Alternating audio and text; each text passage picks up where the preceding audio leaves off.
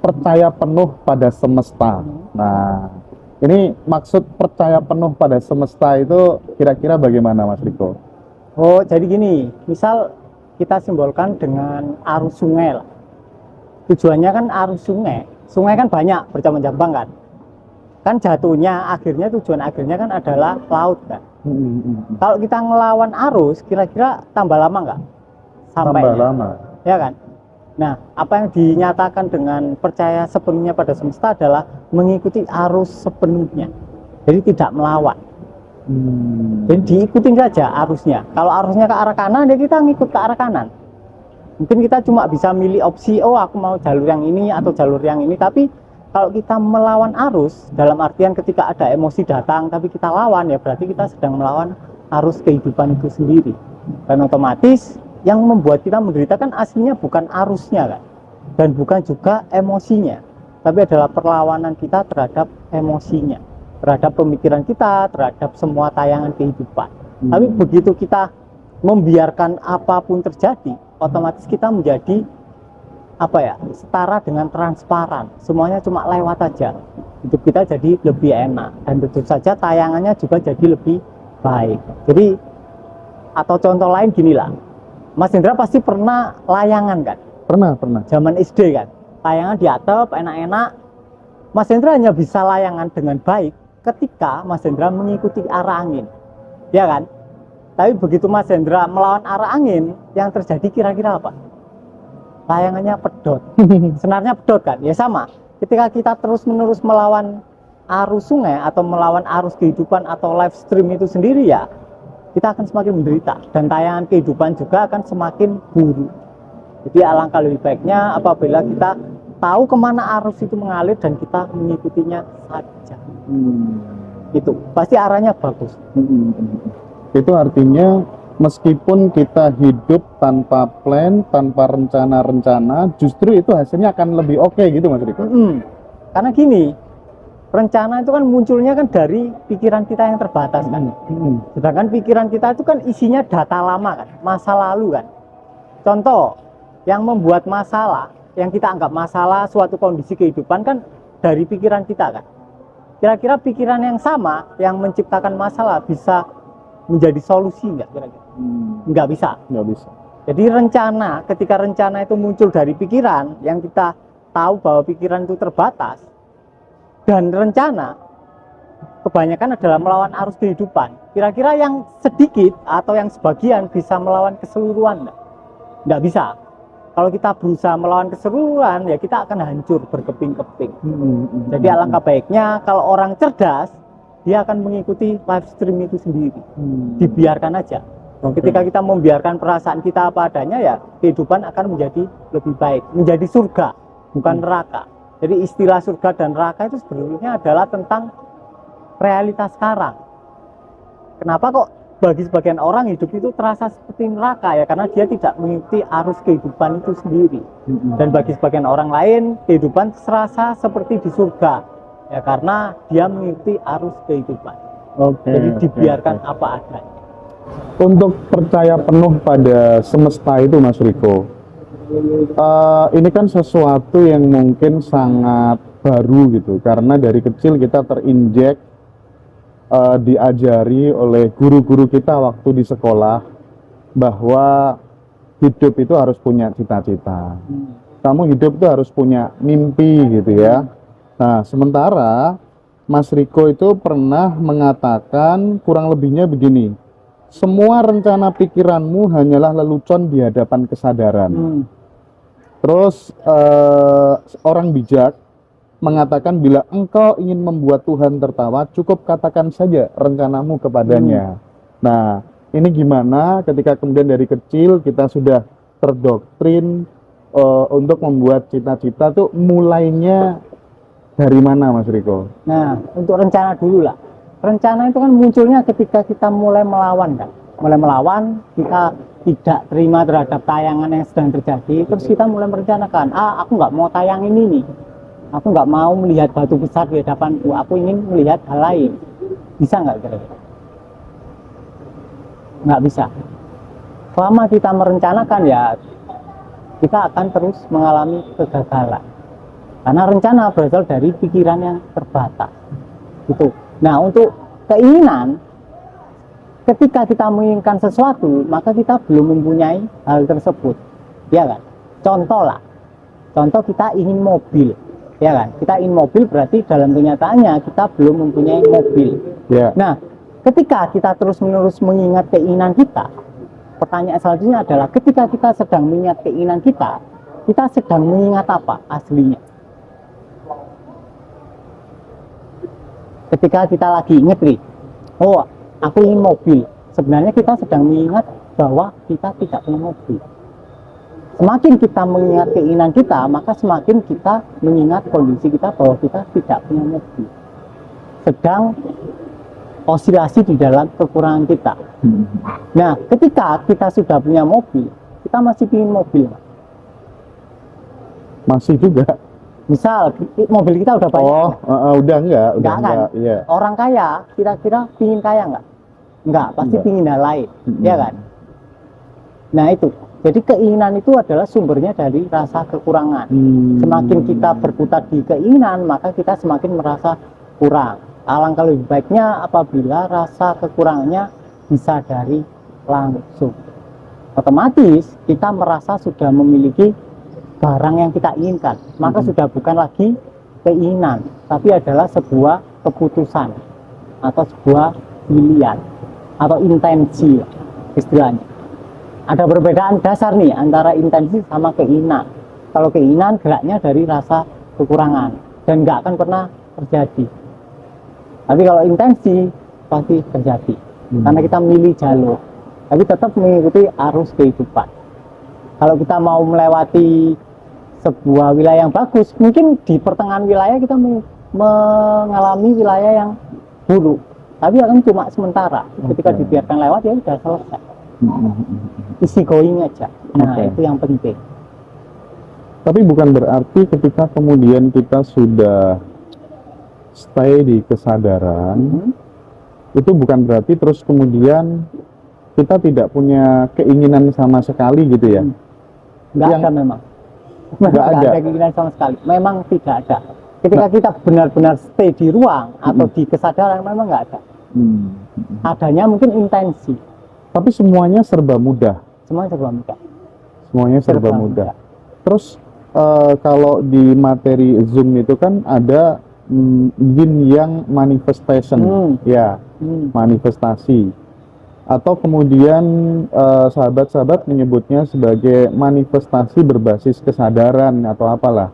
Nah itu gimana Mas Riko? Itu kan juga manifestasi itu kan berarti tetap punya keinginan, tapi basisnya adalah kesadaran, basisnya adalah kita nggak ada kekurangan, tapi disebut masih punya keinginan. Itu kan agak paradok, gimana Mas Riko? Oke, jadi gini, inti dari manifestasi itu sebetulnya intensi, niat, bukan tekad yang kuat gitu kan? Bukan tekad yang kuat, niat. Halus. Oke.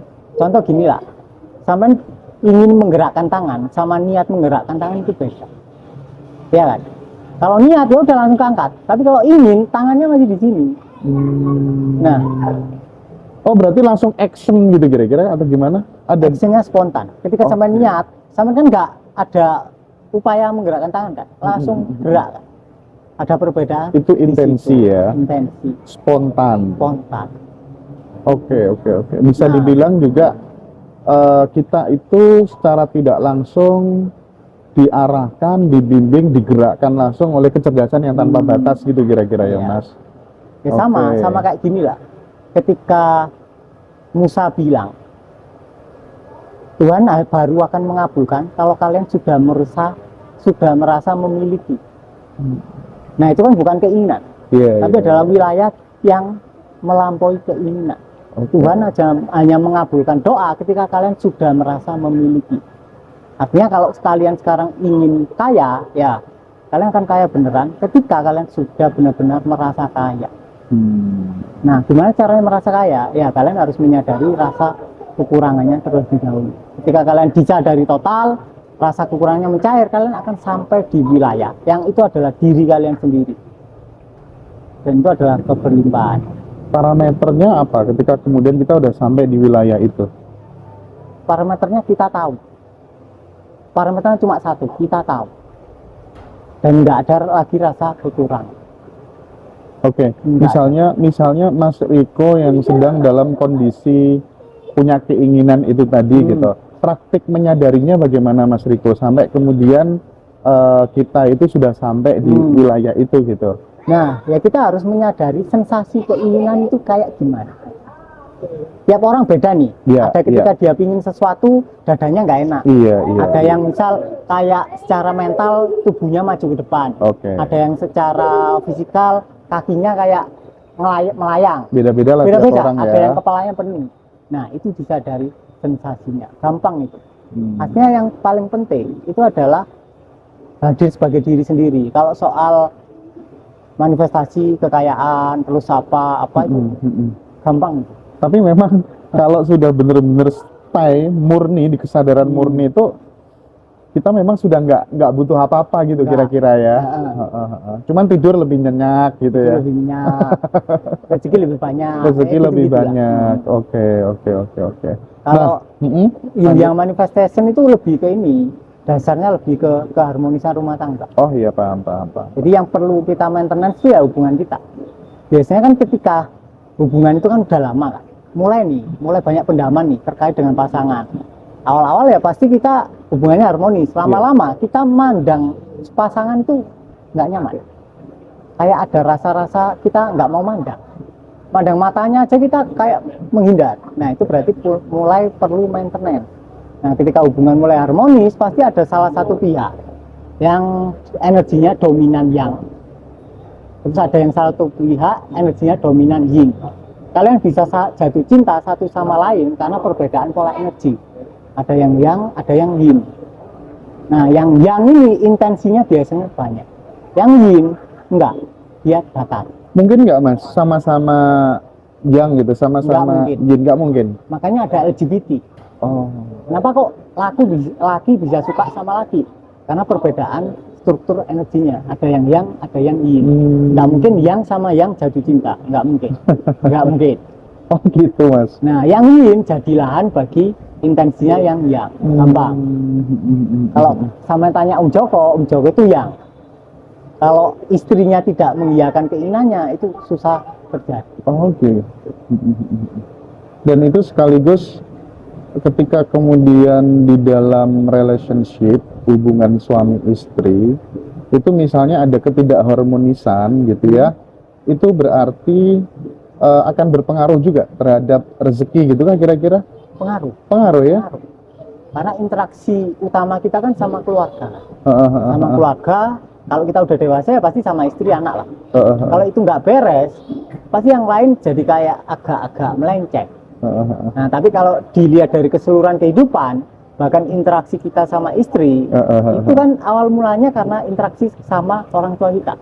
Kalau ini nggak benar, pendamannya ada, itu akan terbawa dengan hubungan kita saat ini. Ya udah buyar. Bener sih yang disampaikan Mas Riko. Jadi aku kalau pengen apa-apa, istri itu selalu mengiyakan dan sering terjadi gitu. Berarti aku yang gitu ya. Nah itu. Oke. Ya, oke, menarik sekali. Nah terus gini Mas Riko kan kita kan udah lama ya ngobrol kayak gini, diskusi gitu ya, sharing sama teman-teman sahabat semuanya. Salah satu teknik yang disampaikan Mas Riko itu adalah peripheral. Nah, tapi ini Mas, yang aku alami sendiri gitu ya, kan dengan peripheral nanti kita bisa gini, A, B, C dan seterusnya gitu. Aku lebih nyaman, lebih enjoy dengan praktik sadar penuh, hadir utuh gitu ya. Nah, ternyata juga hampir mirip fungsinya dengan peripheral. Kita menjadi kemudian nggak gampang ke-trigger ketika ada sesuatu yang menyakiti kita, nggak gampang kecewa, hidup flowing aja. Tadinya nyetir itu dari mana sampai kemana sampai aja tanpa kita lihat ada pohon, ada apa gitu. Itu gimana Mas Riko kalau seperti itu? Jadi kalau di sini saat ini itu masuk ke teknik peripheral kinestetik. Jadi sama, tetap kita bahas. Tapi trikinya entah dari peripheral atau dari di sini saat ini, ketika kita ngomong peripheral aja atau ya udah ada di sini, orang-orang itu kebanyakan kepleset di berusaha hadir di sini saat ini. Terus Ya, tipis punya- emang itu Mas ya. tipis. Makanya sebelum kita ada di sini saat ini, alangkah lebih baiknya kita persiapan dulu, disadari dulu aliran pemikiran. Kalau itu luput, pasti kita tersesat di berusaha, bukan di sini saat ini. Itu tipis, bedanya tipis tapi kerasa. Karena ketika kalian benar-benar ada di sini saat ini, badan kalian rileks. Tapi kalau kalian berusaha, pasti badan kalian tegang dan pikiran kalian Iya ya Mas. Jadi pada saat kemudian kita terlalu effort banget untuk hadir di sini saat ini, ya itu sama dengan pelarian juga sih sebenarnya ya. sama kayak ketika ada apa? Dulu kan Buddha Gautama punya murid seorang pangeran kan. Oke. Nah, seorang pangeran ini ekstrimnya terlalu ke kiri. Jadi disuruh puasa sama sang Buddha sehari, dia puasa 3 hari. Terus disuruh meditasi di tempat teduh, beliau meditasinya di tempat yang terik. Akhirnya dibilang sama sang Buddha, hei pangeran, kamu kan ini pangeran, pasti pandai bermain gawai kayak gitar kok. Nah, kalau senar gitar itu terlalu apa namanya? Senarnya terlalu apa? Kaku. Terlalu tegang atau Tegang. terlalu erat, suaranya enak nggak? Enggak. Nggak enak. Kalau terlalu lentur, enak nggak? Nggak enak. Ya berarti kamu harus benar-benar di tengah. Nah, baru saat itu dia paham. Arti dari di sini saat ini adalah middle way, di tengah. Mengapa semua ajaran itu ajarannya adalah middle way, di tengah? Ya karena kita harus bisa antara effortless sama effort, tapi effortless tapi masih ada kewaspadaan. Tapi waspadanya pasif. Jadi kita nggak ngantuk. Gitu. Nah, banyak orang mendengarkan obrolan-obrolan tentang kesadaran gitu ya, pencerahan-pencerahan gitu. Ada yang kemudian reaksinya oke, sehingga kemudian dia bisa hidupnya menjadi lebih baik gitu ya.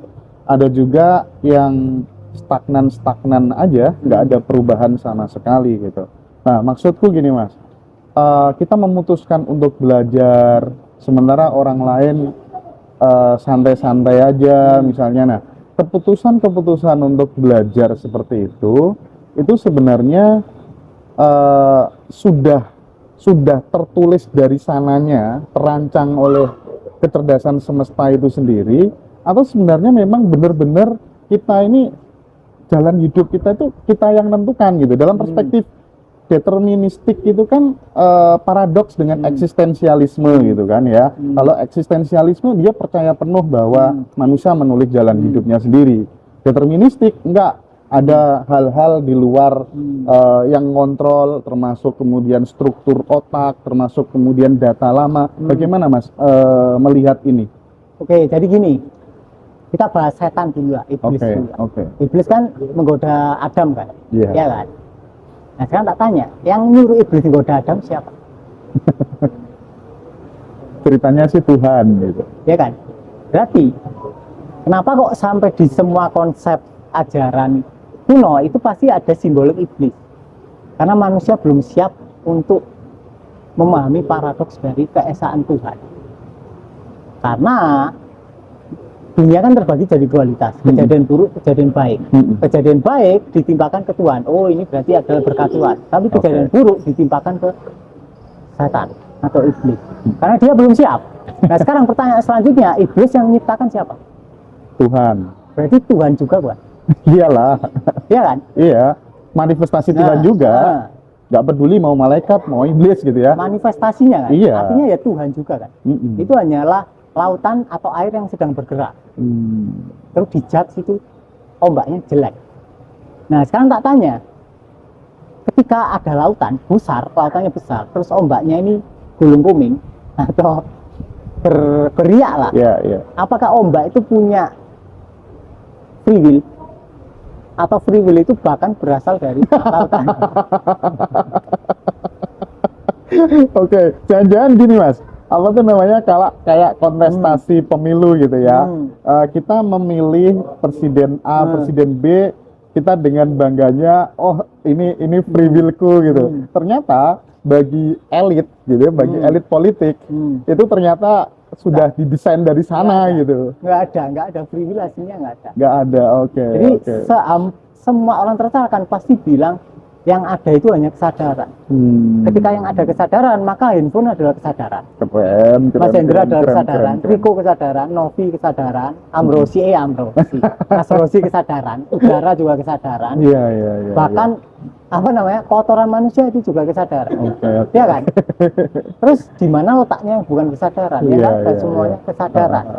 Terus kira-kira yang disebut kotoran manusia ada free will nggak? Nggak ada ya, sama. Itu cuma mesin yang tidak ada jiwanya. Oh, asik ini.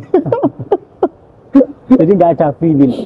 Walaupun itu kesannya kayak keputusan kita sendiri, bahkan keputusan itu juga adalah keputusan ketuhanan. Iya, iya, Nggak ada. paham. Lah ya kayak analogi aku tadi kan, kita milih pemimpin, seolah-olah ini kita menganggap ini free will kita, padahal sebenarnya sudah dipilihkan oleh Sudah elit dirancang. itu, ya, sudah dirancang. Nah, ini menjadi terang sekarang Mas Riko ya. Mungkin karena adem gini ya, kita jadi ingat sekarang. Oke deh, ya mantap ya teman-teman, nanti bisa tanya jawab sama Mas Riko, nanti dipandu sama Mas Amrozi ya. Oke. Nah, kemudian, nah ini nih, kemudian sekarang yang agak paradoks lagi, aku pengen konfirmasi ke Mas Riko.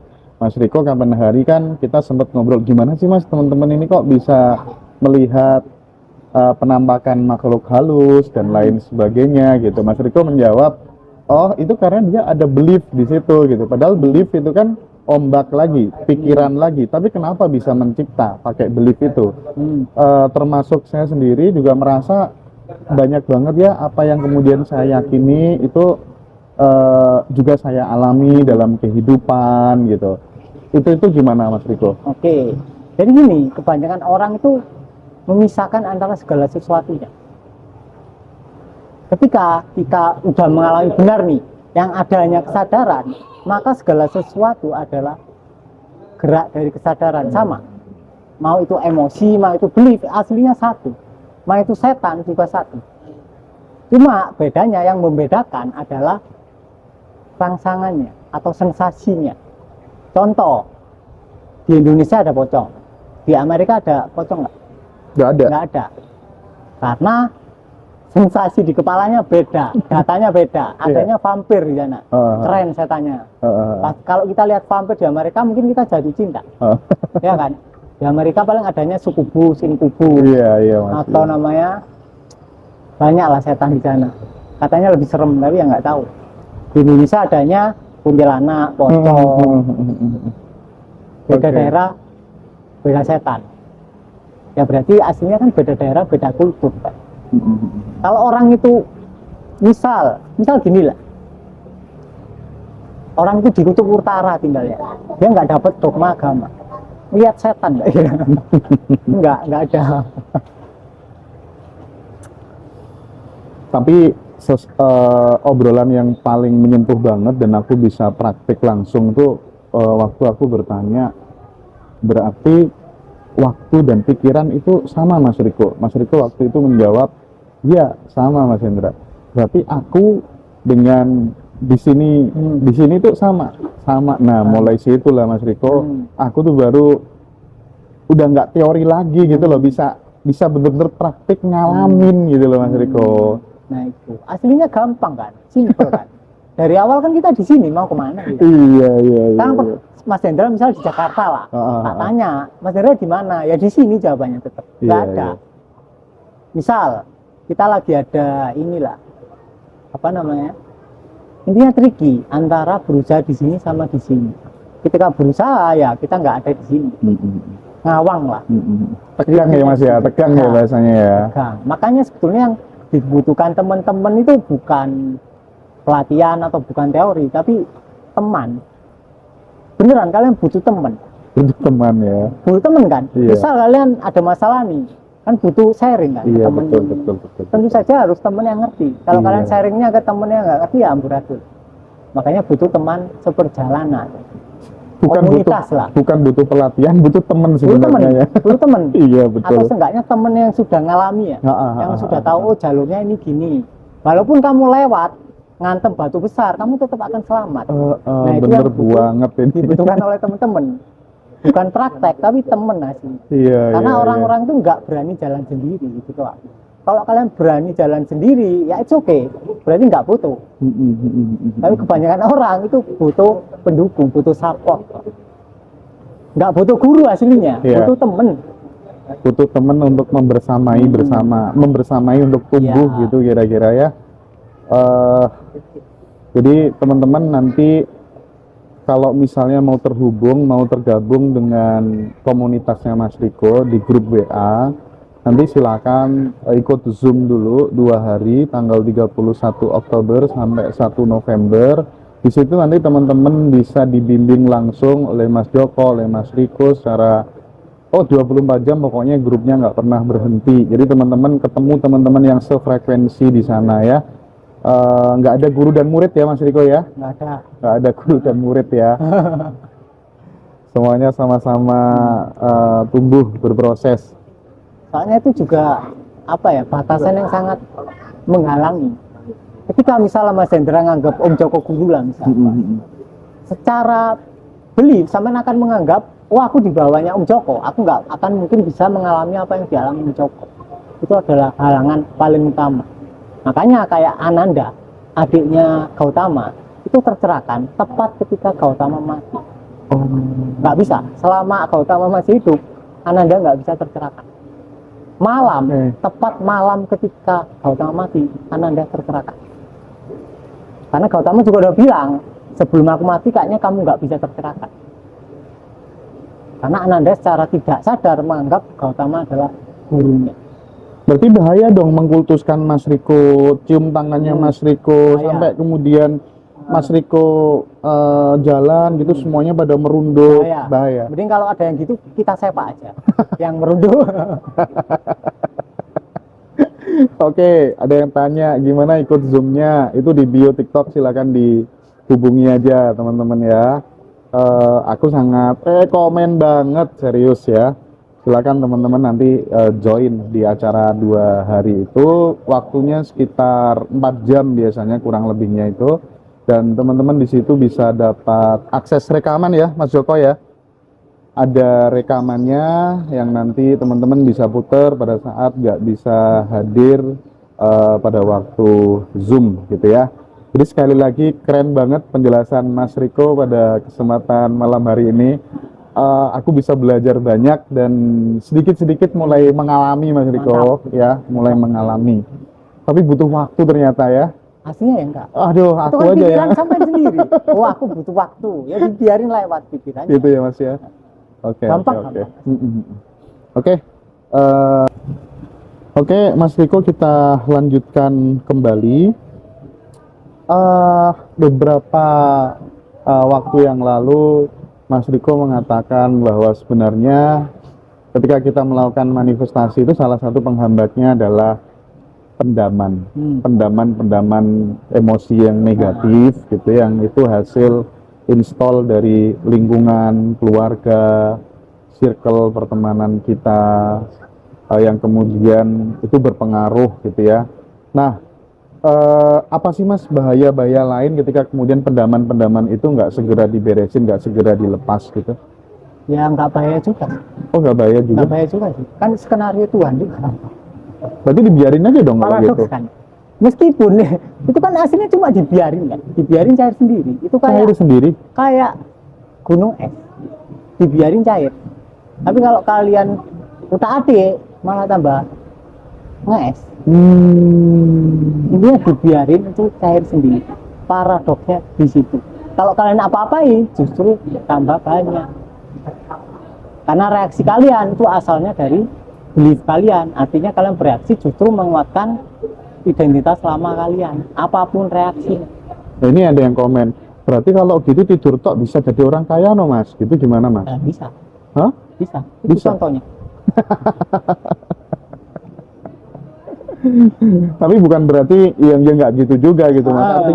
Artinya kan ketika kita udah stay of awareness, itu bagaimanapun kan ada gerakan-gerakan spontan yang itu sesuai dengan fitrah kita, yang kemudian ya namanya melakukan sesuatu sesuai passion itu kan kita jadi enteng, enjoy gitu ya, hasilnya juga excellent gitu kan. Itu intinya biasanya orang-orang yang tanya, kan sering banget kan orang tanya kan, Mas kalau berarti kalau tiduran doang bisa kaya? Itu biasanya orangnya sedang ada dalam state apatis, rasa tidak berdaya.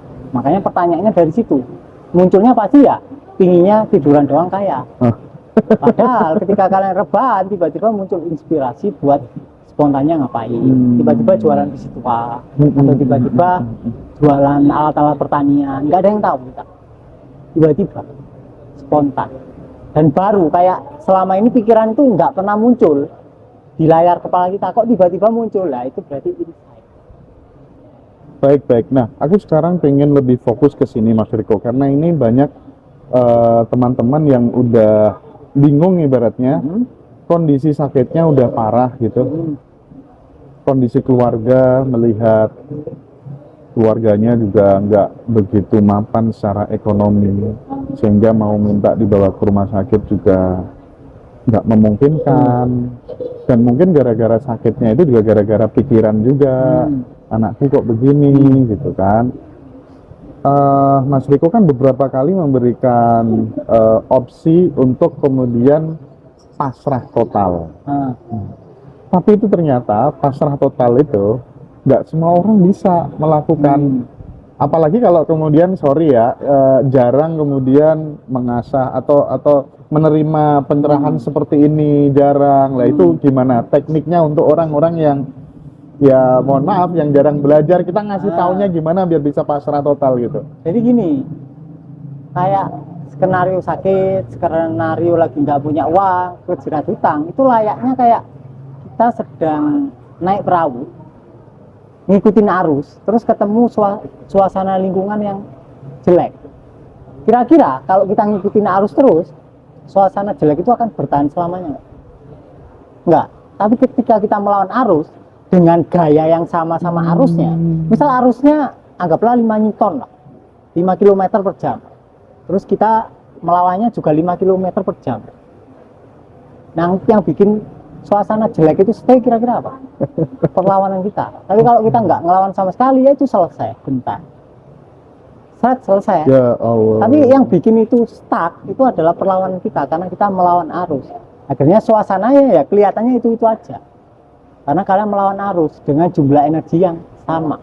Kalaupun kalian melawan arus itu jumlah energinya lebih besar, artinya misal arusnya 5 km per jam, kalian melawannya 10 km per jam. Sampai kapan kalian melawan arus? Kan ada momen kalian capek nih, kan tetap akan terbawa arus ke suasana yang tadi kalian hindari. Berarti bawa pasien ke rumah sakit melawan arus dong? Bisa jadi ya, bisa jadi enggak. Yang enggak gimana? Yang enggak itu ketika misal Mas Hendra sakit nih, terus muncul pikirannya itu takut, disertai emosi takut. Nah, ini mendorong gerakan minum obat atau ke rumah sakit. Gitu. Tapi ketika pikiran ini takut, aku boleh mati piye, perasaanku nggak enak, ini disadari, terus perasaannya hilang, pikirannya hilang, kosong. Tapi dari kekosongan itu muncul tiba-tiba spontanitas minum obat, nggak ada masalah, nggak lari lagi. Sama kayak gini lah, misal Mas Hendra lagi penat nih, aku stres tak ngomong nang Mas Tayyip, tak ngerokok sih di Jopo. Kira-kira sampean ngerokok itu bener-bener ngerasain enggak? Enggak. Iya kan? Lari kan? Tapi ketika penatnya ini udah disadari, kosong, tiba-tiba sampean ngerokok, rasanya beda. Enak. Karena rokok yang awalnya buat pelarian, sekarang buat sampean perayaan. Bedanya ada di situ. Jadi cukup disadari, cukup diterima, cukup diikuti tarian semesta ini mau bagaimana gitu kira-kira ya. Jadi aktivitas yang sama itu bisa jadi pelarian, bisa jadi perayaan, tergantung kalian masing-masing. Tergantung bagaimana tayangan pikiran dan perasaanmu gitu kira-kira ya. Tergantung kalian melawan nggak, itu doang. Itu guys yang harus diperhatikan untuk saudara-saudara kita yang lagi sakit parah gitu ya. Ini jawabannya keren banget gitu. Dan selama ini dari kasus-kasus yang pernah dialami oleh sahabat atau orang terdekatnya Mas Riko, teknik itu cukup ampuh gitu ya. Sakit yang parah justru sembuh dengan cepat gitu. Ya wis tuh mati yo pen ngono ya. Baru dari situ beliau paham. Oh ya wis. Akhirnya secara Dia nggak berusaha pasrah, tapi pasrah dengan sendirinya. Selesai. Iya, iya, iya. Oke deh, oke. Asik ini, sumpah ya. Asik ya Mbak Nita ya. Keren ya. Ya teman-teman, ada yang mau tanya nggak buat Mas Riko? Aku seneng banget malam ini. Istimewa, Sama. sumpah. Entah kasusnya hutang juga kan gitu. Ya udah ya tinggal dialami. Semuanya hanya sementara. Iya, iya, iya. Yang bikin ruwet karena kita nggak bisa menyadari pikiran tayangan-tayangan itu tadi gitu ya Mas ya. Pikiran kita, asumsinya itu stuck selamanya. Padahal nggak ada yang permanen. Jadi nggak perlu juga kita ngasih tahu ke bule-bule kita yang sakit, kamu harus stay di kesadaran, nggak usah juga. Nggak usah. Oke. Mungkin keluhan yang menjaga orang yang sakit kali Kang Hendra, bukan? Iya. Nah ini Mas, aku pengen di spill alasannya bikin The Black Book, ya kan? Mas Riko kan punya buku ya, The Black Book ya, Satsang. Itu kenapa namanya The Black Book gitu? Karena hitam. Karena menurutku kegelapan itu adalah pencerahan yang sesungguhnya. Kegelapan adalah pencerahan yang bukan sesungguhnya. cahaya. Kalau zaman dulu ada komunitas SNS, zamannya Yesus. Jadi Tuhan bagi komunitas SNS itu adalah kegelapan. Kegelapan itu adalah nomena, sedangkan cahaya itu fenomena. Cahaya itu cuma sementara. Misal lampu ini kan objek kan. Kalau nggak ada lampu kan gelap, iya kan? Kalau nggak ada matahari juga gelap. Iya sih. Tapi kalau nggak ada apa-apa ya gelap. Kalau di luar angkasa lah gelap. Sama dengan suara lah. Tanpa keheningan mana mungkin bisa muncul suara. Makanya kegelapan adalah dasar dari semua objek. Ketika kita bisa nyaman dengan kegelapan, itu pasti cair sendirinya. Black book itu. Inspirasinya dari situ. Kalau soal bukunya itu tentang pengamatan pikiran. Kalau buku yang terbaik adalah buku Asintia aslinya.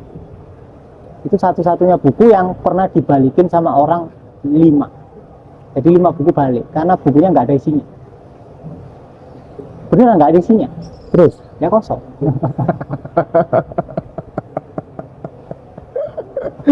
Aduh.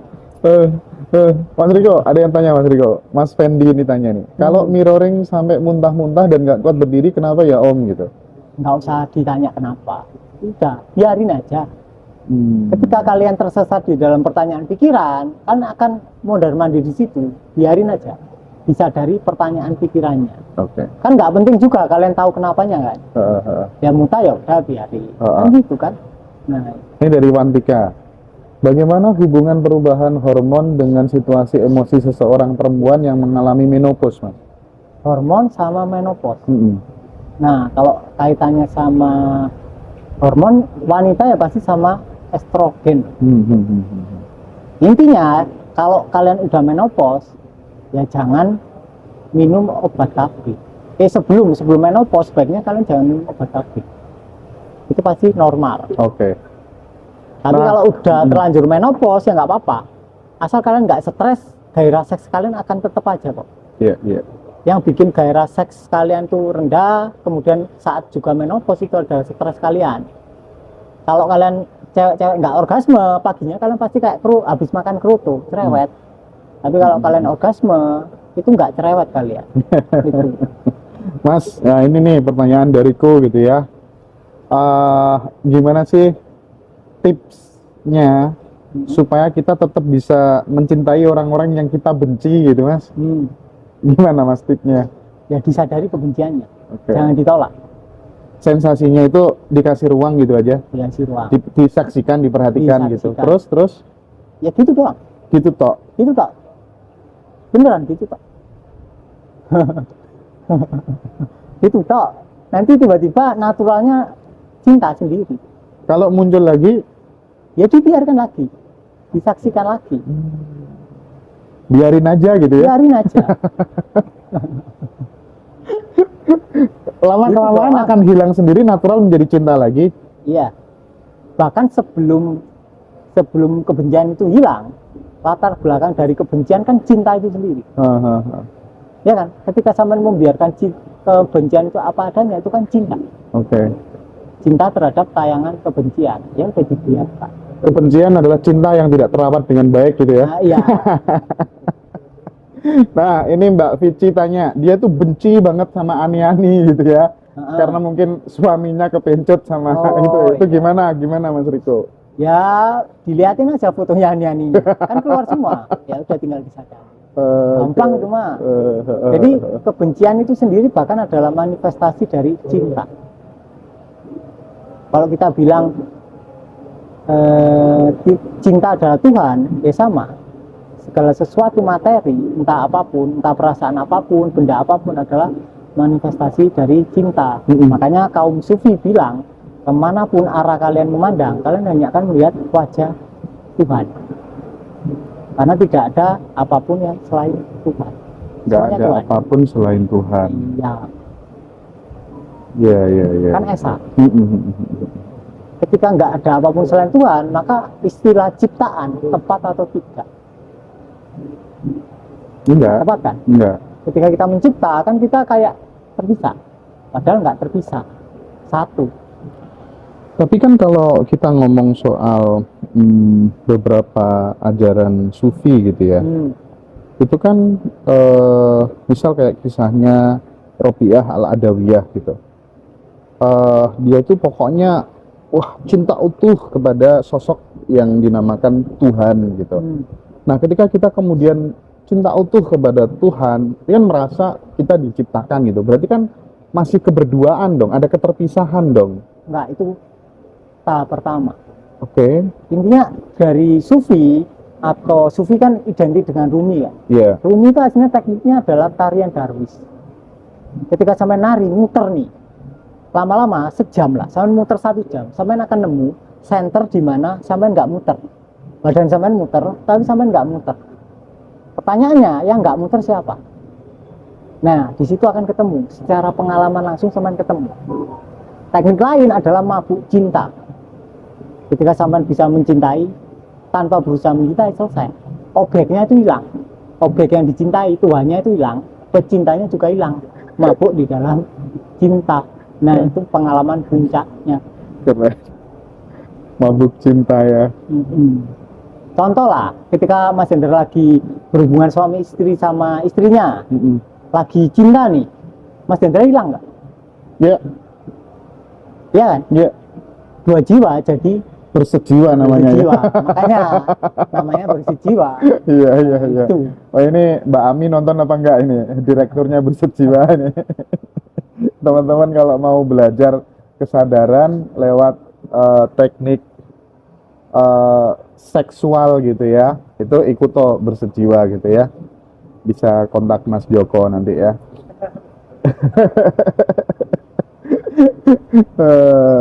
Mahesa Saputra, gimana cara memulihkan mati rasa sama pasangan? Ya disadari mati rasanya. Ketika kalian membiarkan mati rasanya, itu mulai tersibak nih rasa-rasa yang lain. Oh, ternyata di balik mati rasa, aku melawan kebencianku sendiri terhadap pasanganku. Biasanya itu. Mbak Ami hadir nih. Bisa mati rasa karena kita terlalu melawan kebencian kita dan kekesalan kita. Mbak Ami, kon niku kudu ndang rabi ndang cepet. Gawat kon niku direktur Bersejiwa ora ndang rabi kok gak opo iku rek. Golekno Mas Hendra. Oke deh. Aku pengen spill sedikit ya teman-teman semuanya terkait dengan workshop letting in, percaya penuh pada semesta. Kita nanti akan praktek di situ banyak teknik agar terbebas dari pola atau kejadian berulang dan emosi dalam 5 menit. Apa aja? Trauma, depresi, marah dan kesedihan, rasa bersalah dan apatis, sering kena tipu. Nah, sering kena tipu Om atau Mas Riko. Kalau aku tuh bukan kena tipu sih, tapi sampai sekarang sih Mas, kadang kalau punya barang bagus gitu ya, pokoknya gampang, misal kayak mobil, gampang lecet lah, gampang kena inilah. Lagi-lagi apa sih tips yang paling top gitu kira-kira? Ya disadari. Kesalnya disadari. Nanti ada momen ketika mobil sampai lecet, sampai malah bahagia. Nah itu biasanya nggak lecet lagi. Oh gitu Atau ya. tiba-tiba sama dapat mobil baru. Oke. Nah, tadi ya teman-teman ya, trauma, depresi, marah dan kesedihan, rasa bersalah, apatis, itu nanti diberesin semua dalam 5 menit. Sering kena tipu, pola berulang ini ya, ketika usaha sama teman-teman dikhianati, asmara selalu gagal. Ini cocok juga Om Joko buat teman-teman yang belum dapat jodoh ya. Oh iya. Ini. Ada banyak. Ya, terus bisnis naik turun kayak yoyo itu nanti juga ada solusinya di sini ya. Shifting ke berlimpahan itu gimana Mas Riko? Stay di ruang kesadaran. Saya di dalam kesadaran. Ya, Jadi kita nggak akan menjadi orang yang merasa kekurangan lagi. enggak. Ketika Saman ada di sini, Saman merasa ada yang kurang. Iya nggak ada Nggak sih, ada. nggak ada. Kabar baiknya, ketika Saman bisa stay 24 jam, ya Saman akan tayangannya akan mengikuti. Tapi ngomong-ngomong kalau misalnya kita ngomong soal hadir di sini saat ini gitu, kita bisa merayakan sakit gigi nggak sih kira-kira? Ya bisa, Bisa ya? bisa. Gimana? Ya disadari, dibiarkan sakit giginya. Dibiarkan, diakui kalau lagi sakit, disaksikan, dicintai. Itu kan perayaan. Bahkan sakit gigi pun bisa dirayakan Bisa ya ketika kita. dirayakan. Oke. Iya, jadi teman-teman hadir di sini saat ini itu relate banget dengan apa yang selama ini sering disampaikan sama Mas Riko, dan kalau bagiku secara pribadi sih jujur sangat berdampak positif gitu ya. Ini pengakuan pribadiku sih begitu gitu ya. Kemudian praktek periferal dan letting in untuk bisnis, penyembuhan dan parenting. Kenapa bisa untuk penyembuhan juga dan parenting, Mas? Gimana penjelasannya? Nah, parenting itu aslinya adalah ini. Anak itu adalah pesan semesta yang paling presisi. Heeh. Paling presisi. Oke. Kenapa kok paling presisi? Ya karena itu paling dekat dengan kita. Pesan paling presisi kalau nggak dari anak adalah dari istri kita. Apa yang mereka perbuat itu pasti men-trigger sesuatu di dalam kita. Contoh lah, kita punya anak, terus kita ke mall, terus tiba-tiba dia tik, lihat boneka Hamtaro, harganya 500.000. Pak beli ini nih. Nah kalau kita ada identitas kekurangan, rasa kekurangan, itu pasti muncul.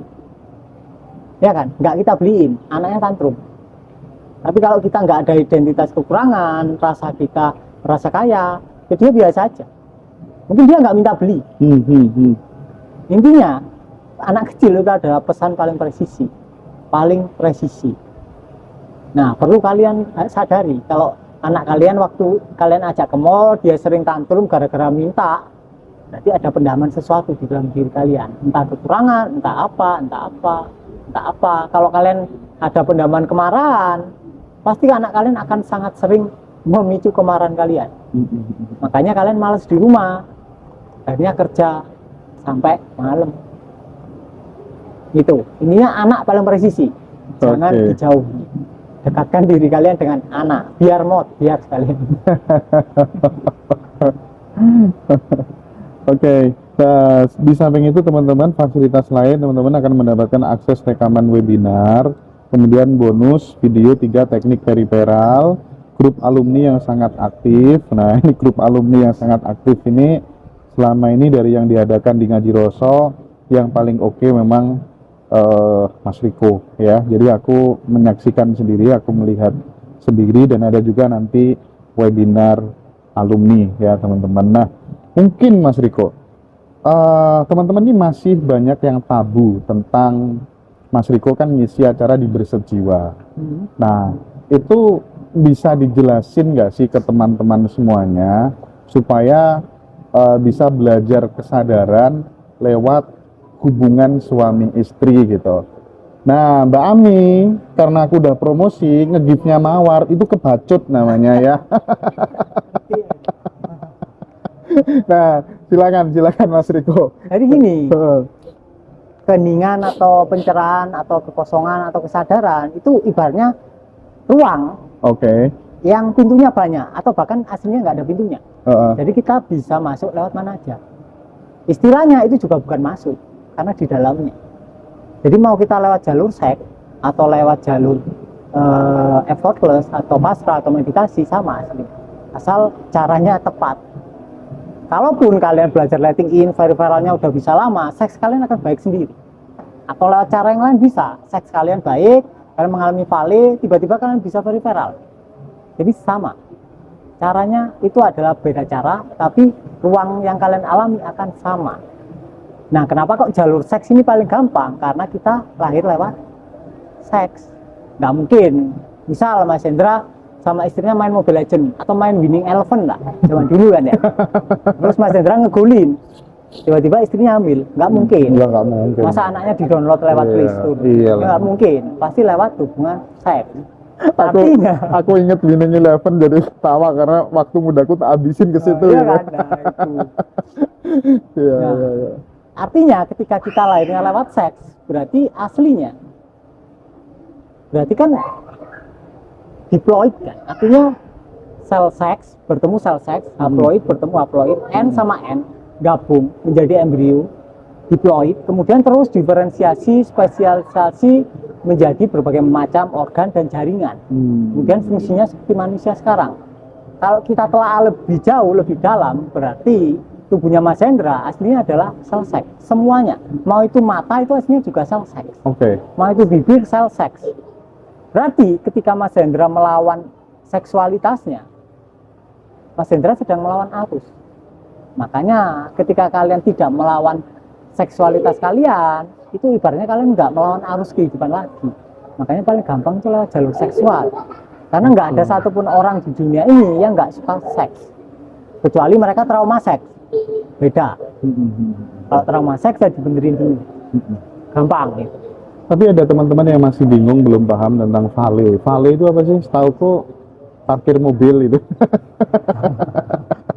Jadi gini, kalau di istilah seksual itu ada istilah jangseks sama seks amatif. Jangseks itu ya seks yang selama ini kita kenal. Oke. Seks yang berorientasi pada Ejakulasi. dan kenikmatan. Oke. Ada jenis seks lain nih yang orientasinya kepada cinta. Nah, kalau jangseks itu kepala kita bertanyanya gini, gimana cara aku mendapatkan kenikmatan yang lebih enak?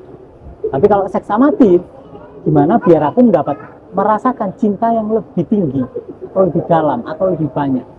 Nah, itu seks amatif. Nah, seks amatif terbagi dari dua.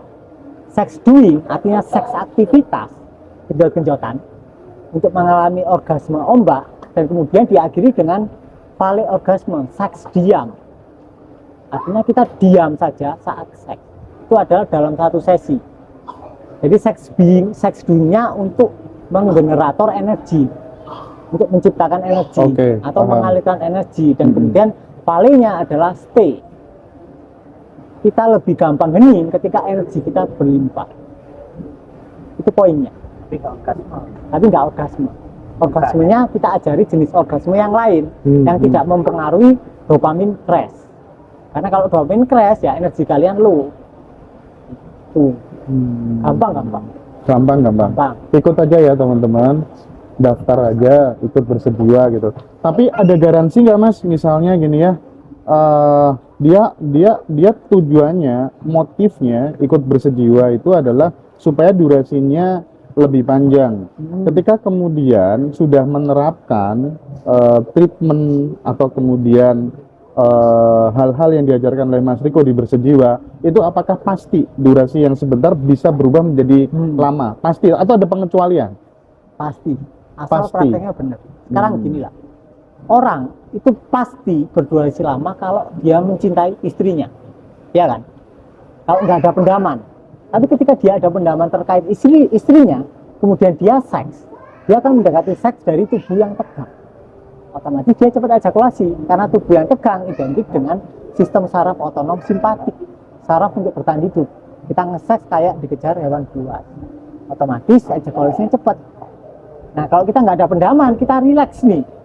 Bersetubuhnya rileks, otomatis sistem saraf otonom yang aktif adalah sistem saraf parasimpatik. Otomatis ejakulasinya lama, bahkan nggak akan ejakulasi. Karena dasarnya cinta.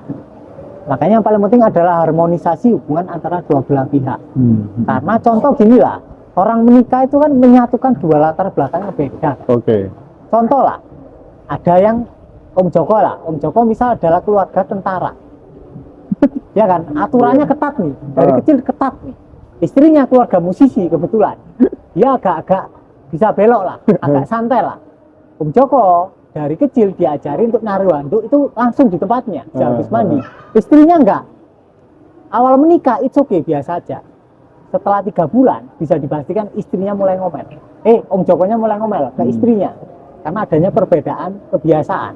Di situ awal-awal mesra, lama-lama mulai nyalain istrinya. Ketika istri disalahin terus-menerus, dia nunjuk dan nggak ada orang yang suka disalahin, kira-kira konflik mulai terjadi nggak? Iya. Terjadi kemudian dipendam, akhirnya meledak. Makanya kebanyakan orang cerai ketika tua, ketika anaknya sudah menikah.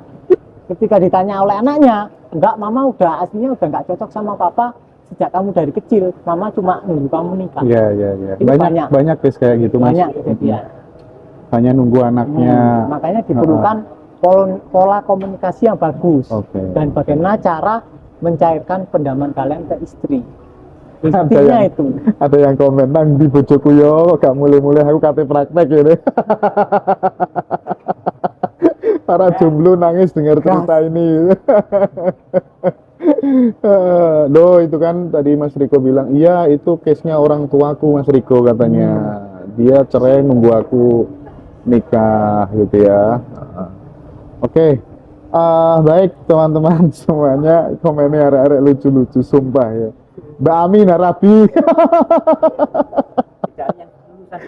Kenapa? Dia nyari yang lulusan bersejiwa. Oh, dia nyari lulusan yang bersejiwa. Oke. Tak doakan mudah-mudahan segera dapat ya, Mbak Ami ya.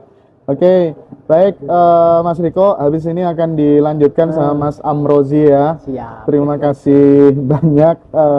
Aku dapat banyak malam hari ini ya. Matur suwun Mas Riko ya. Sami. Saya melanjutkan pertanyaan-pertanyaan teman-teman yang ada di Telegram ya. Mas Riko, pas ada masalah gimana caranya biar kesadaran yang ambil alih biar gak keduluan pikiran yang pertama respon. Nah, itu artinya pertanyaannya agak aneh. Ya. Pikiran itu kan juga kesadaran yang sedang bergerak. Masalah itu juga kesadaran yang sedang bergerak. Kenapa kok solusinya itu cuma dibiarin? Kenapa? Ya karena semuanya kesadaran. Aslinya kalian sedang melawan diri kalian sendiri, makanya kalian menderita. Ketika kalian melawan kesedihan itu kan aslinya juga kesadaran. Artinya kalian kayak tangan kanan lagi melawan tangan kiri kalian sendiri, tapi menderita. Makanya solusi satu-satunya itu dibiarkan apapun. Tayangan sekaligus emosinya, nanti selesai sendiri. Apapun itu. Jadi biarkan mengalir saja. Biarkan mengalir. Ikuti saja alirannya. Saman pernah, kalau saman jeli, saman ada nggak beberapa masalah yang saman biarin tapi cepat selesai. Ada satu masalah yang saman pikir terus, saman berusaha selesaikan malah nggak selesai. Oke. Ya kan? Iya. Nah itu. Jadi langkah paling efektif itu kita biarkan masalah tersebut mengalir sesuai yang ada gitu aja. Jadi nggak usah kita tahan atau kita. Nah, label masalah itu kan diciptakan oleh pikiran. Oke. Kenapa kok pikiran menciptakan label masalah? Karena rasanya nggak enak. Rasanya kita lawan, akhirnya muncullah label masalah. Kalau perasaannya nggak kita lawan, label masalah itu nggak muncul. Udah selesai. Dibiarkan perasaannya. Jadi nggak ada masalah. Masalah itu aslinya ilusi karena tidak pernah ada. Oke. Sejauh ini kan masalah itu kan cenderung ke yang negatif-negatif. Apakah sesuatu yang positif itu sebenarnya bisa diartikan masalah juga? Karena itu sama-sama keadaan, ya kan? Cuma keadaan yang enak dan dianggap tidak enak gitu aja. Apakah itu sama masalah? Enggak. Bisa diartikan Karena masalah? kalian tidak pernah melawan sesuatu yang positif, nggak pernah. Nggak pernah ya. Tapi karena yang negatif kalian lawan, ya akhirnya jadi masalah. Oke. Masalahnya itu bukan ada pada negatifnya, bukan ada pada emosinya ataupun pada tayangannya, tapi pada perlawanan kalian. Sehingga masalahnya stuck di situ, nggak selesai. Nah, itu yang perlu digaris bawah. Oke. Masih terkait masalah Mas Riko. Apakah karma itu bisa diturunkan dari generasi sebelumnya? Karena ini kalau diyakini kan akan menjadi sebuah masalah juga. Menurut Mas Riko seperti apa ya? Bisa. Contoh, ibunya Mas Rosi hamil. Kemudian misal dia mendapatkan apa ya, diselingkuhi misal, kan itu rasanya nggak nyaman, nggak enak, mungkin ada rasa bersalah, rasa ketakutan dan lain. Nah, konstruksi mental atau gestaltnya itu diwariskan ke anak. Anak juga mengalami karena si ibu sama si anak terhubung melalui plasenta. Jadi apa yang dialami si anak, apa yang dialami si ibu itu juga teralami di diri si anak.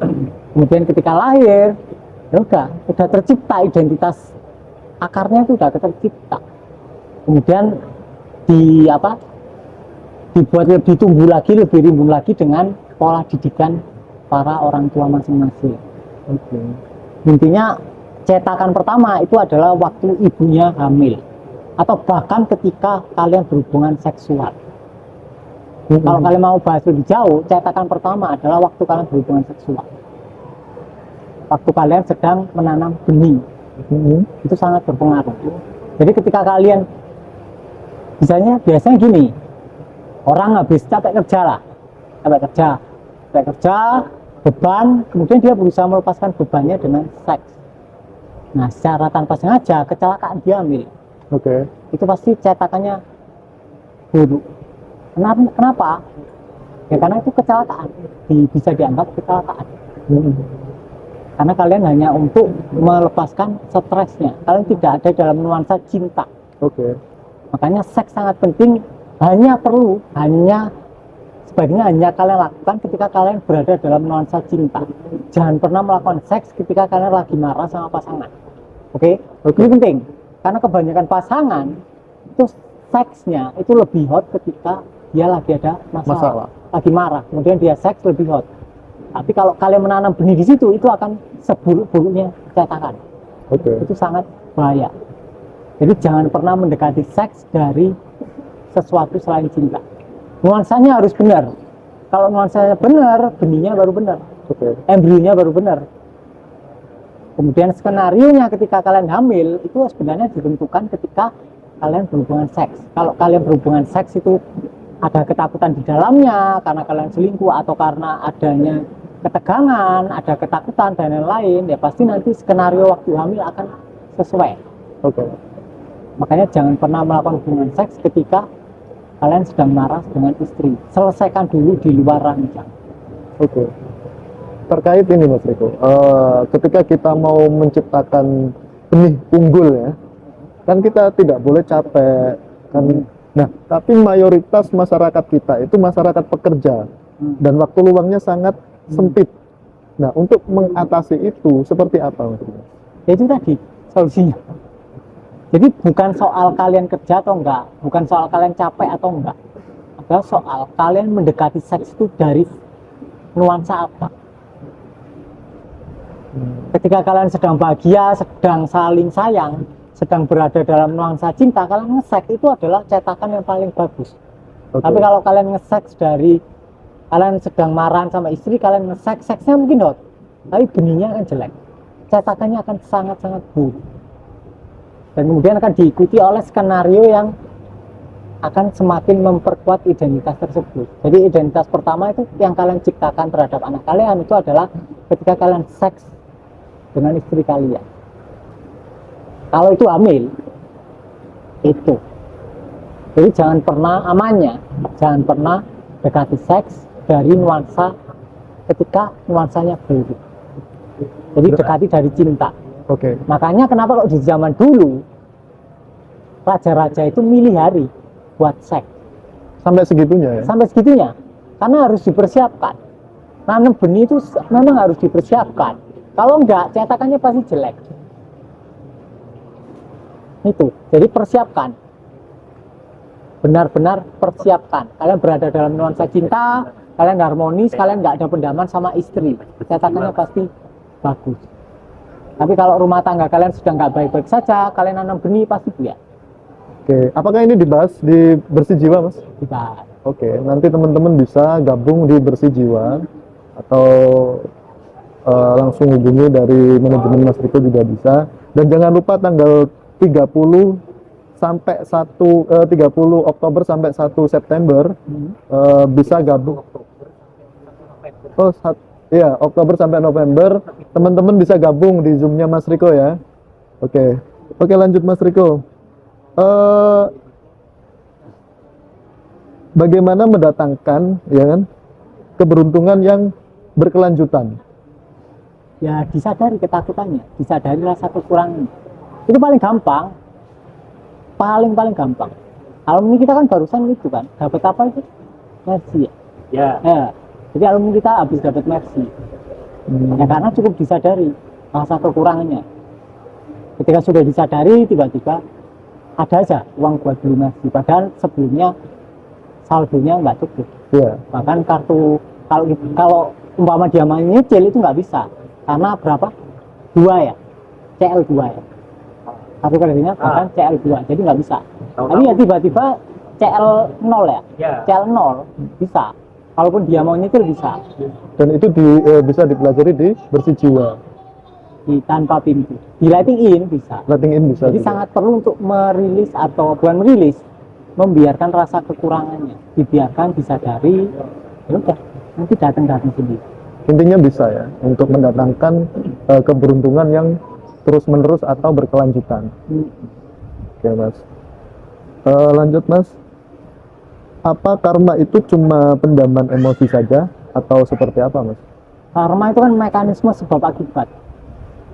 Ketika kalian punya pendamaan tertentu, akibatnya ya sesuai pendamaan itu. Jadi karma adalah mekanisme dari samskara atau mekanisme dari pendaman. Kalau keseluruhan gambaran utuh disebut samsara, penderitaan. Samsara. Selagi kalian ada pendaman, selagi kalian masih terjerat di identitas fiksi kalian, ya kalian pasti menderita. Itu namanya samsara. Samsara. Iya. Oke. Lalu bagaimana cara menarik magnet energi positifnya Mas? Cara menarik energi positif. Ditarik. Nggak bisa. Nggak usah ditarik, Nggak nanti bisa. ditarik. Kalian kan energi itu sendiri. Sekarang tak tanya, kalau di kuantum fisika, di fisika yang asli nih, pelajaran asli, ada energi positif negatif nggak? Ada. Beneran? Beneran ada. Ada, Ada. ada, atau nggak ada? Kayaknya sih ada. Waktu Nggak belajar. ada. Nggak ada. Nggak ada yang bisa disebut energi positif negatif. Adanya energi. Kalau muatan ada, muatan positif negatif yang saling berinteraksi, tapi itu bukan energi. Itu adalah ekspresi dari energinya. Tapi kalau energi murni, jadi nggak ada yang bisa disebut energi positif, energi negatif. Oke. Kalaupun kita mau memanfaatkan energi positif, kalau semua orang memanfaatkan energi positif, kita gampang-gampangan logika lah. Misal penduduk bumi 100 lah. 100 orang menggunakan energi positif yang kita judge positif. Kan berarti ketersediaan energi yang kita kira positif itu sangat sedikit. Yang negatif nggak kepake. Di atmosfer banyak. Berarti nggak ada ya hukum Bener tarik nggak? menarik itu ya? Benar kan? Iya. Artinya kita aslinya nggak perlu menarik. Kalaupun kita berusaha menarik yang positif, semua orang narik yang positif, ketersediaannya sangat minim. Lantas Nah, dulu sekarang ada gimana cara kita mendaya gunakan yang selama ini kita anggap negatif? itu bisa Itu poin diperdayakan. penting. Poin pentingnya. Poin pentingnya di situ Poin ya. penting. Semua yang negatif kita perdayakan. Cuma tinggal orangnya itu bisa nggak memperdayakan atau gimana, mungkin ada cara termudah untuk memperdayakan energi itu tadi ya. Ya, intinya ya konsep dualitas di kepala harus runtuh terlebih dahulu. Karena di kehidupan nyata itu nggak ada positif negatif. Itu cuma Teori. judgement dari pikiran kita. Oke. Karena pikiran kita nggak suka sama rasa itu. Oke. Apakah nasib buruk juga bisa dirubah, Mas? Maksudnya? Kan banyak orang yang mengeluh nasib saya ini selalu sial, selalu kena musibah. Nah, apakah nasib tersebut bisa dirubah atau Dibiarkan. dibiarkan saja? Dibiarkan. Ketika kalian melawan ya akan looping terus, selalu terjadi lagi. Karena kalian masih stuck di aliran yang sama, tetap stuck di, karena kalian misal kayak tadi yang dijelaskan, Ketika kalian terseret arus, terus kalian melawan arus, ya kalian akan tetap di kondisi yang sama. Ketika kalian mengikuti arus, mungkin kalian akan melewati jalan yang buruk sepersekian detik, tapi setelah itu kan ganti tayangan. It's okay, nggak ada masalah. Ya, memang harus dialami. Ketika dialami ya selesai. Nggak lama. Perlawanan kalian yang bikin itu lama, karena kalian ngelawan, akhirnya lama.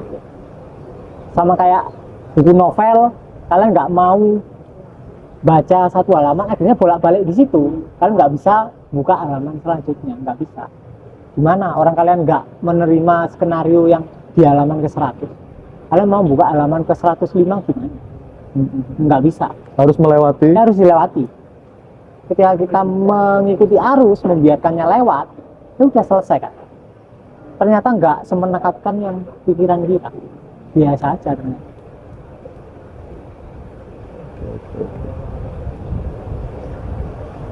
Lalu apakah bisa diperjelaskan Mas Riko? Apa namanya? Oke, kurang keras ya. Bagaimana sikap kita terhadap semesta yang sehingga semesta tetap memberikan satu keberkahan dan keberhasilan? Dilepas lagi atau gimana? Nah itu dualitas, pertanyaannya dualitas. Berarti dari pertanyaan itu, orang yang bertanya menganggap semesta terpisah dari kita. Menganggap semesta adalah suatu sosok yang memberikan. Padahal kita adalah semesta itu sendiri. Maka nggak ada istilah memberikan dan yang diberi. Nggak ada, karena keduanya adalah satu, bukan dua. Maka kurang tepat pertanyaannya. Kalau semesta memberikan, ya karena kita sendiri adalah semesta itu sendiri. Oke. Terus bersatu dengan semesta itu apakah hanya sekedar pengetahuan dan memahami atau memang sesuatu rasa atau hanya merasa bersatu? Oke, kita anggaplah semesta itu kesadaran. Dari awal kita udah kesadaran. Hijab atau penghalang yang paling menghalangi kita untuk mengalami kesatuan dengan semesta atau kesadaran, karena kita berusaha menyatukan diri. Awalnya kita udah nyatu nih, kita air nih, misal kita air, dari awal di situ, di kolam. Usaha air, setetes air untuk menyatu sama keseluruhan kolam, itu justru menjadi penghalang. Ketika kita rileks, kita mengalami kesatuan secara aktual. Bukan soal rasa, tapi kita mengalami secara aktual. Dan itu akan kalian pahami ketika kalian mengalami by experience, nomenanya. Oke. Oke teman-teman, saya ingatkan lagi, jangan lupa nanti gabung di Zoom-nya Mas Riko 1 bulan penuh, tanggal 30 Oktober sampai 1 November. 31 Oktober. Oh iya, 31 Oktober sampai 1 November. 2 hari kan? 2 hari, jadi sebulan penuh. Oke Mas Riko, gimana nih caranya ngilangin ketakutan atau trauma yang belum kita alami, tapi trauma itu sudah melekat dalam diri kita? Bentar-bentar, menghilangkan ketakutan dan trauma yang tidak pernah kita alami. Maksudnya hal yang belum terjadi. Jadi kita sudah berpikir, sudah trauma duluan nih. Saya besok mau ke Jakarta naik pesawat nih. Jangan-jangan takut, jangan-jangan nanti begal orang di jalan dan lain sebagainya. Nah, cara menghilangi hal-hal tersebut itu seperti apa? Disadari keinginan menghilangkannya, dibiarkan. Jadi sensasi takutnya dibiarkan, gitu doang hasilnya. Gampang hasilnya. Poinnya cuma itu toh ya dari doang. Cuma waktu webinar lighting ini kan kita tambahin cara-cara tertentu untuk mempermudah. Hasilnya intinya itu. Kalau kalian udah bisa itu ya udah.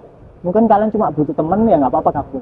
Tapi kalau kalian udah bisa total, kalian nggak butuh temen ya nggak usah gabung, nggak perlu.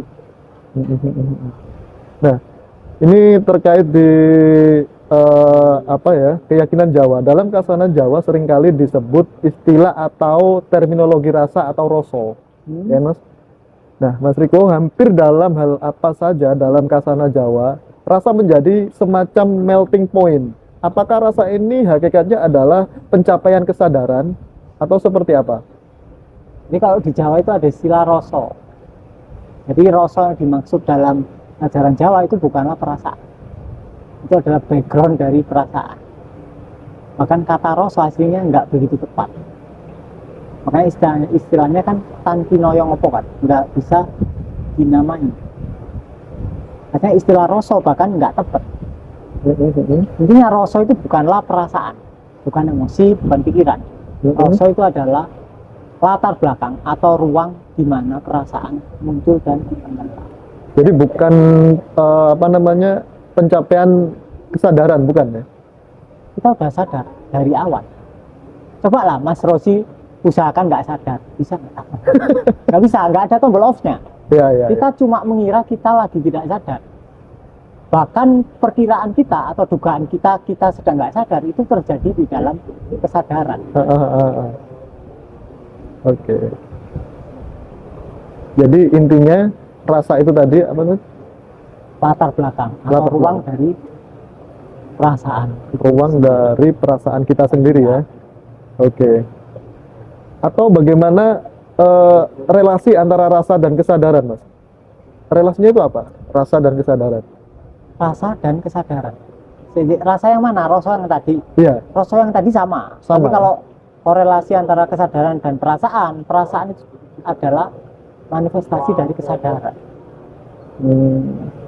Jadi kesadaran itu adalah air, lautan, sedangkan perasaan adalah ombaknya. Jadi nggak terpisah. Perasaan adalah ekspresi dari kesadaran. Jadi satu kesatuan itu sendiri Satu. ya. Makanya nggak ada yang perlu ditolak, dibiarkan saja. Oke.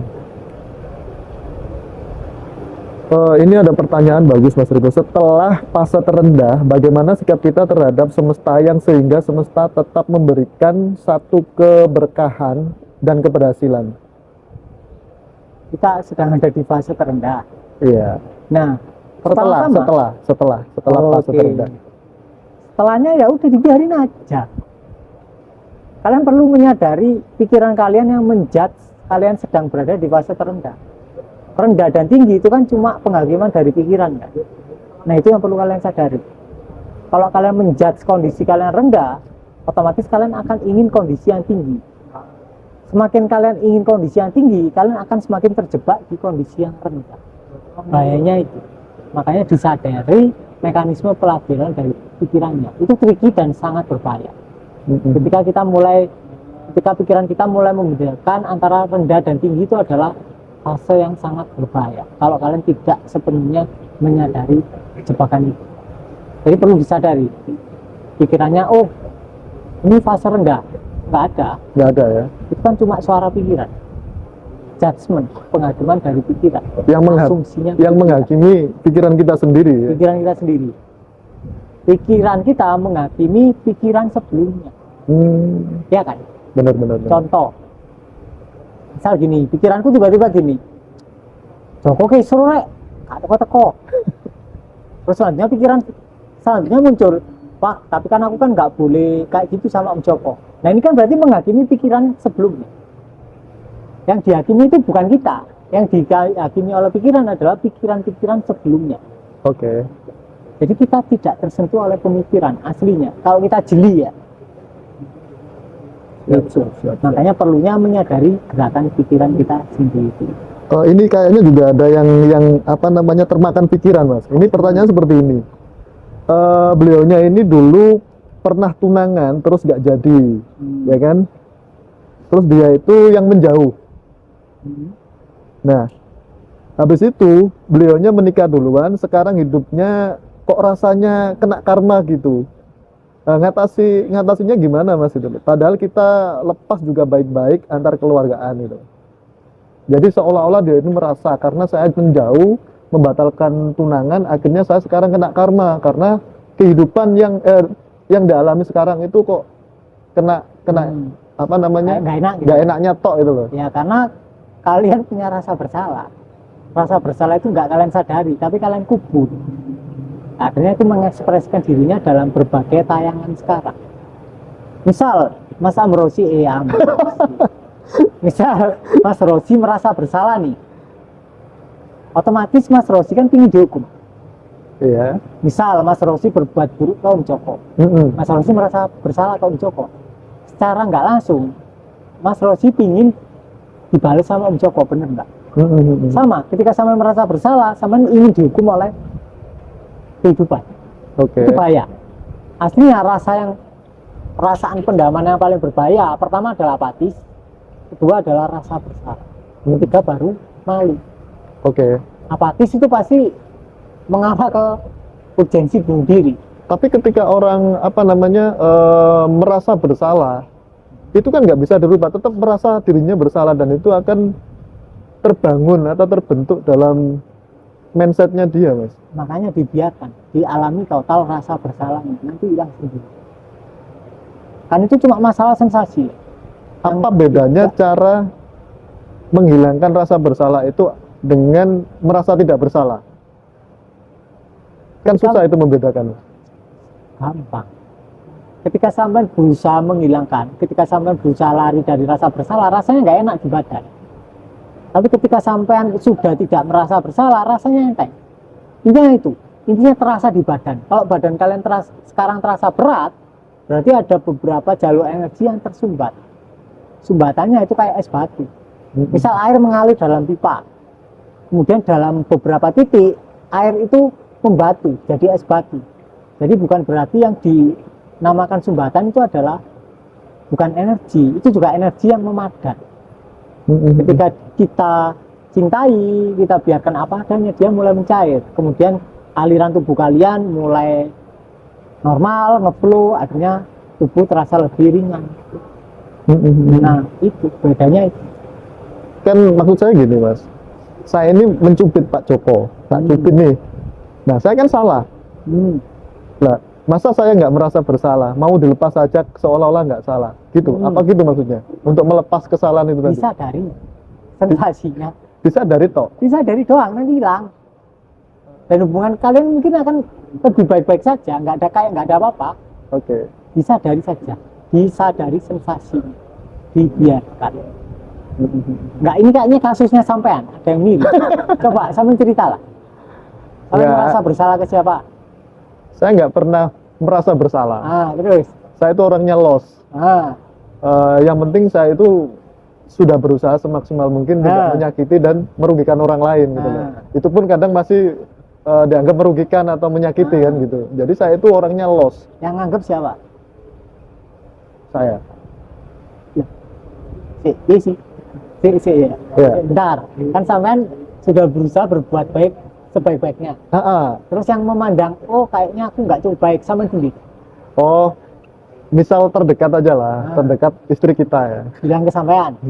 Oh, kamu ini salah, harusnya ini susu kamu taruh kulkas, jangan taruh keluar, misal seperti Nah, itu. itu rasanya gimana? Ya nggak enak. Nggak enak kan? Ya udah dibiarkan. Biasanya sampean ngapain? Kalau rasanya nggak enak. Ya diem aja ngerokok cemberut itu aja. Nah, coba jangan ngerokok. Berarti yang ngerokok sampean kan mekanisme lari ya. Ketika sampean diomeli istri, rasanya kan nggak enak di dada.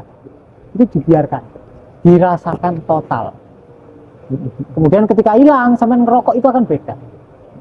Ngerokok yang selama ini buat lari dari rasa yang nggak enak, itu malah merayakan. Sampean merayakan kehidupan dengan merokok. Dan itu akan jauh beda. Sampean akan tahu bedanya. Rokoknya akan terasa lebih enak, lebih rileks dan lain-lain. Iya, iya. Karena akhir-akhir ini juga banyak sekali orang yang mengambil langkah yang sangat konyol menurut saya. Misal kemarin 2-3 hari kemarin kan ada kejadian di sebelah ini, mahasiswa loncat dari gedung karena katanya masalah percintaan lah apalah. Nah, kalau Mas Riko sendiri itu sebuah karma dari leluhurnya yang dulu, atau memang kebodohannya dia sendiri untuk melompat dari gedung itu? Nah, aslinya kita tidak bisa menyebut keputusannya adalah kebodohan, karena kita tidak merasakan apa yang dia rasakan. Kita nggak tahu, ya kita nggak tahu kehidupan dia gimana, kita nggak tahu momen putusnya gimana, kita nggak tahu apa yang dia rasakan. Kita cuma bisa berasumsi, kemudian ngejar. Konyol banget, gara-gara putus cinta dia berhenti, tapi kita nggak tahu. Kita beneran tidak tahu apapun soal orang yang bunuh diri. Tapi ada kaitannya dengan karma nggak, Mas? Ada kaitannya dengan perlawanan dia sendiri terhadap emosinya. Ketika dia terus-terusan melawan emosinya, suatu saat dia capek. Ketika capek, kemudian dia akan terjun ke rasa tidak berdaya. Kemudian mulai muncul rasa-rasa untuk ingin bunuh diri. Awal-awal mungkin nggak diturutin, lama-lama itu tiba-tiba terjadi tanpa dia duga. Pasti adalah kejadian-kejadian yang merangsang dia semakin ingin bunuh diri. Nah itu. Tapi secara detail emosinya kita nggak pernah tahu apa yang dia rasakan. Jadi sangat tidak elok untuk menjudge orang tersebut konyol atau bodoh. Itu menurutku sih. Lantas apakah samskara orang tua kita yang sudah meninggal bisa menurun ke anaknya? Nurunnya ya waktu orang tua kalian hamil, bukan waktu setelah mati. Bukan waktu setelah mati ya? Masalahnya ketika orang tua kalian ada pendaman, terus dia hamil, pendamannya belum selesai, artinya kan turun. Nenek kalian punya orang tuanya nenek kalian belum selesai, turun ke nenek. Kita nggak tahu cetakan identitas kita dan pendaman kita itu udah generasi keberapa, nggak tahu kita. Pasti sudah banyak, karena makin zaman penderitaannya makin besar kan. Kita nggak tahu sudah berapa generasi. Intinya ada dalam state yang sangat berbahaya, sangat berbahaya. Makanya lebih baik kita mulai belajar untuk tidak melawan, dibiarkan saja. Biarkan saja mengalir gitu mas ya. Terus bagaimana tanda-tandanya kalau luka batin masa kecil itu sudah hilang mas? Nggak ada tandanya, kalian tahu sendiri. Kalau itu udah selesai kalian tahu, karena itu kan tubuh kalian sendiri. Kalian tahu kalau kalian sedang ada rasa nggak enak. Kalian juga akan tahu kalau itu udah selesai. Kalian tahu. Mungkin orang lain nggak tahu, tapi kalian tahu. Mungkin orang lain cuma akan melihat, oh wajahmu kok berubah ya, kamu sekarang lebih santai, lebih rileks. Tapi kalian akan tahu lebih dahulu ketika udah selesai. Nggak mungkin kalian nggak tahu, nggak mungkin. Itu. Oke Mas Riko, pada saat seminar, iya. Oke Mas, ini saya lanjut ya. Tidak ada komunikasi yang dimungkinkan apabila engkau menyentuh pasanganmu dengan jari jemarimu. Engkau harus menyentuh dari jiwamu melalui jari jemarimu. Itu artinya apa Mas? Jadi gini, kebanyakan orang itu menyentuh itu ya asal sentuh, tapi dia tidak pernah menyadari sentuhannya. Itu fatal, karena kerasa. Cewek itu kan lebih peka daripada cowok. Ketika kalian nyentuh dia nih, nyentuh tangannya atau nyentuh foreplay atau apa, dan kalian tiba-tiba pikiran kalian nggak ada di situ, kalian nggak hadir di momen itu, dia tahu, karena sentuhan kalian rasanya nggak enak, garing. Nah kalau kalian sudah bisa menguasai ini, menyentuh secara sadar, kalian akan menjadi pria yang langka, karena nggak banyak orang yang memahami hal ini. Biasanya orang kan nyentuh ya asal sentuh. Nah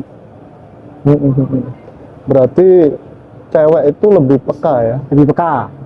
Mana sentuhan itu ada? Tahu, dia tahu. Kalau sementara istri pasti tahu. Oke. Lanjut nih Mas. Nada adalah pemaknaanmu, itu adalah penghakimanmu, itu adalah tentang dirimu sendiri. Itu maksudnya apa Mas? Ini saya kutip dari Mas Riko sendiri. Sama kayak gini. Yang tadi bilang oh orang yang bunuh diri itu konyol, itu kan pemaknaan kita sendiri, bukan tentang orang matinya. Itu adalah pemikiran kita sendiri, asumsi kita sendiri bahwa orang yang bunuh diri itu konyol. Itu kan penghakiman ya kan. Sama kayak gini, misal ada cerita Mas Rosi, Mas Hendra, Mas Tayyip, Om Joko di mobil, kemudian disalip mobil Serena misal. Mobil Serena. Mas Rosi karena lagi nyetir, lagi fokus, Mas Rosi terganggu disalip Serena, miso, marah. Mas Hendra karena lagi tidur, dia nggak mengalami apapun. Om Joko karena dia lagi pingin Serena, dia keinget, wah bagus mobilnya, tak beli. Mas Tayyip karena dulu mantan pacarnya waktu sekolah pernah selingkuh sama orang yang punya Serena, dia keinget, kemudian dia merasa sakit hati. Pertanyaannya, 4 orang, pengalamannya sama kan? Sama-sama disalib Serena. Ya, Tapi apa yang dia alami beda-beda. Artinya, pertanyaannya, mereka sedang ada di dalam kehidupan atau di dalam kehidupan privat masing-masing. Oke. Mereka sedang dalam kehidupan nyata atau sedang di dalam mimpi kepalanya masing-masing. Oke. Nah, itu pemaknaan. Jadi penghakiman kita terhadap seseorang atau terhadap suatu kejadian itu adalah tentang diri kita sendiri, Adjustment ya. bukan tentang orang yang kita judge. Berarti orang bunuh diri itu belum tentu mereka merasakan sakit. Bukan tentang itu, tapi belum tentu kita kan ngejudge-nya, wah ini kurang ibadah gitu kan. Ya, ya. Belum tentu. Wah, atau kita ngejudge-nya, oh ini adalah seburuk-buruknya orang, ya belum tentu. Oke. Ini adalah wah konyol banget Rek, ini bunuh diri, ya belum tentu. Berarti Karena cuma kita nggak tahu apa yang mereka alami. cuma perkiraan di luar BMKG aja. Ya? Oke. Sadari aja Pak Joko ya. asumsinya. Oke. Oke Mas Riko, kata pencerahan membangkitkan gagasan tentang sejumlah pencapaian manusia super, membelah lautan, terbang, berjalan di atas air, dan lain-lain. Nah itu maksudnya apa? Itu kisah Spiderman. Contoh gini lah, zaman sekarang kan ngehit superhero kan, Spiderman kan. Kalau ada komunitas tertentu tahun ini yang menganggap Spiderman nyata, walaupun orang-orang sekitar tahu nih Spiderman nggak nyata, dan itu digembor-gemborkan terus, kira-kira selama 300 tahun, 300 ke depan, orang di masa depan akan menganggap Spiderman nyata atau enggak? Nyata. Ya sama nggak? Sama. Jadi kenapa kok kita punya konsep orang tercerahkan itu bisa membelah lautan, bisa terbang di atas awan? Ya itu adalah pikiran kita sendiri. Karena kita menganggap diri kita rendah. Paham? Ketika kita menganggap diri kita tidak cukup baik, kita mendapatkan gambaran orang yang, oh berarti orang yang sempurna itu adalah orang-orang spesial, punya sifat tertentu, terus punya kemampuan tertentu, dan lain-lain. Nah, akhirnya menjadi perjalanan ego. Ya, sama kayak cerita Spiderman tadi. Bisa bikin agama baru. Iya kan? Tuhannya Spiderman. Oke. Bisa kan? Bisa saja. Karena Iya kan? Atau dari contoh jauh-jauh. gampang lah. Misal Borobudur. Oke. Kasih aja mitos. Oh, dulu ada seorang pertapa. Tahun ini oh Om Joko ke Borobudur, terus dia jadi sakti, bisa membelah pantai Balai Kambang. Itu digembor-gemborkan terus 1000 tahun itu jadi wisata, iya kan? Oke. Terus disebarkan ke luar negeri. Oh Om Joko ini punya nasab si A. Itu digembar-gemborkan pasti jadi ya nih. Pasti jadi. Oke. Pasti jadi. Berarti menuhankan seseorang itu gampang sekali sebenarnya. Gampang. Ya tinggal diciptakan aja. Ciptakan aja. Aslinya Om Joko benar-benar mengalami pencerahan. Tapi orang-orang sekitarnya membuat cerita agar semakin wow. Semakin wow. Karena orang menganggap dirinya rendah, dia akan lebih terpancing dengan yang wow. Oke. Oke teman-teman, saya ingatkan lagi yang mau gabung Zoom-nya Mas Riko nanti di tanggal 31 Oktober sampai tanggal 1 November Pak ya. Bisa gabung langsung ke Zoom-nya Mas Riko. Lanjut Mas Riko, berpikir adalah salah satu upaya untuk bersembunyi dari emosi yang sedang terjadi di dalam tubuhmu. Rasakan saja apa yang terjadi di dalam tubuhmu. Ini akan menuntunmu ke arah yang benar. Itu kira-kira penjelasannya seperti apa Mas Riko? Itu udah jelas itu penjelasan. Ya tinggal dibiarkan, disadarkan aja perasaannya secara total. Tiba-tiba udah selesai, udah cair, ya udah selesai. Gitu doang. Jadi apapun itu harus kita sadari secara benar-benar sadar. Iya, betul itu, sangat-sangat betul.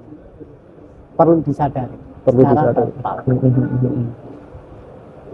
Semakin kamu